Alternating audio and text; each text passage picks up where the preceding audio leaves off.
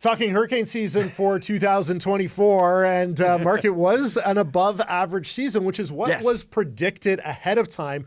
But the way that we got there was kind of a really roundabout way, in that we had Beryl, which was one of the earliest major hurricanes, had such widespread impacts.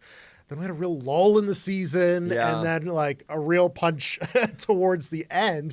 So I guess my first question is what was your top takeaway? I'm going to jump back a little bit. Let's do it. To say, like when we originally did the forecast, we were expecting a hyperactive season. Yeah. More akin to 2005. We did end up with above average season, but it was really that, oh my goodness, it's going to be so bad. And Beryl was like the first one. Everyone's like, I can't believe we're starting so early. And with such a major hurricane, this is, record breaking, etc. And I think that got everybody just like, oh, we are in for it this year. Yeah. And then everything went totally quiet. Really quiet. Like the heart of the season, where you'd expect the most activity. That's right. Was virtually no activity. It was totally quiet. Is it too early to sort of know what lessons we might be able to take away from the season? I mean, there's always lessons, and one of the big lessons is that we have to make our infrastructure more resilient to this sort of situation. These hurricanes went into unusual spots.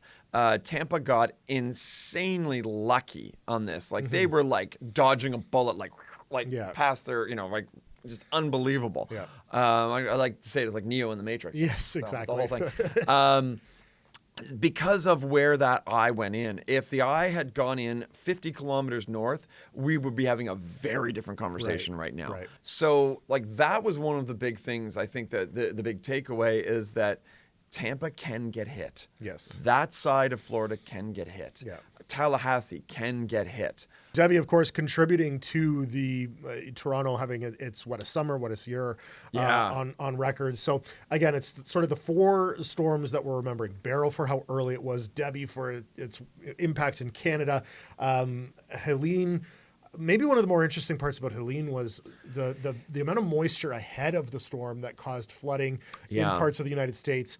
And then the hurricane on top of that is what's contributing to the damage. So I guess more broadly, when you factor in sort of all of those things, how do you think the 2024 hurricane season is going to be remembered? Honestly, you know what? It's going to be remembered for the impact it had on the Appalachian Mountains. I mean, I really think that that's going to be the big one.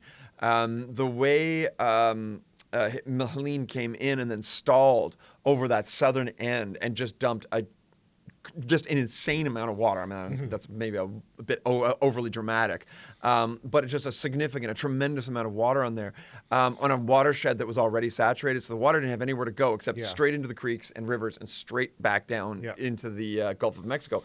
But a lot of the infrastructure in that area is built in those valleys. So, and I have driven through those multiple times, and I mean, it's just so steep. And so the water coming off there, it just comes off so fast into the rivers.